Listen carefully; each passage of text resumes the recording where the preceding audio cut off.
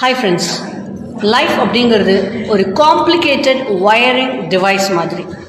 நீங்கள் எந்த விஷயத்தை நோக்கி ஓடிட்டே இருக்கீங்களோ அந்த விஷயம் உங்கள் கைக்கு கிடைக்கவே கிடைக்காது. எதை வேண்டாம் தூக்கி எறிகிறீங்களோ அது மறுபடியும் உங்ககிட்டயே தான் வந்து நிற்கும். யார் அதிகமாக நம்பி அவங்க தான் எல்லாமே நீங்கள் நினைக்கிறீங்களோ உங்கள் முதுகில் குத்துற முதல் ஆள் அவங்களா தான் இருப்பாங்க.